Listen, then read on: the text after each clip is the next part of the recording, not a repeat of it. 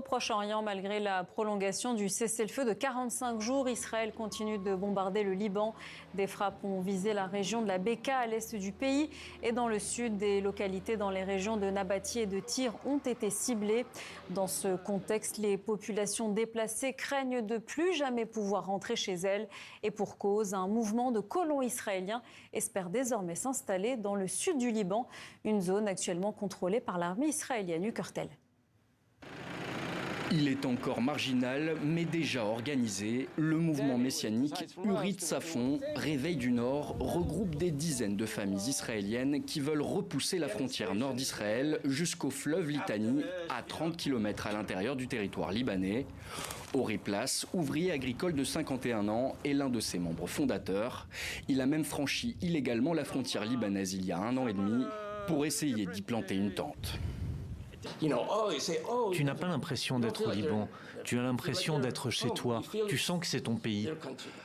Derrière cette certitude, il y a aussi un engagement familial. Son fils combat actuellement au Liban dans l'armée israélienne pour reprendre ce qu'il considère comme la terre promise au peuple juif.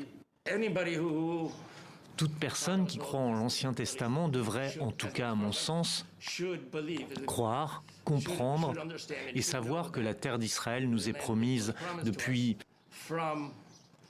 ce que l'on considère généralement comme étant, comme la plupart des gens le disent, du Nil jusqu'au fleuve Euphrate. Anna Slutskin, elle, a cofondé Hurit Safon en 2024 en mémoire de son frère tué au combat à Gaza. Chercheuse en biologie installée dans une colonie israélienne en Cisjordanie occupée, elle formule le projet sans détour.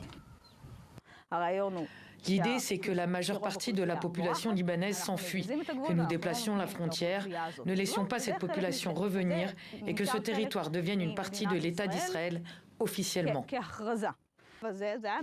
Ce que décrit Anna Slutskin porte un nom en droit international. C'est un transfert forcé de population considéré comme un crime contre l'humanité. Elle parle de ce projet comme d'un rêve partagé par son défunt frère. Son rêve était de vivre au Liban. Il croyait que ce pays ferait partie de la terre d'Israël un jour et que nous devrons nous y installer. Il souffrait beaucoup de la chaleur. Il aimait vraiment les climats froids. Il voulait vivre dans un endroit qui soit vert en été et blanc en hiver. Pour le mouvement Hurit Safon, l'offensive militaire israélienne en cours au sud du Liban n'est que le début du processus colonial. Ce que Tsahal fait en ce moment, c'est la première étape.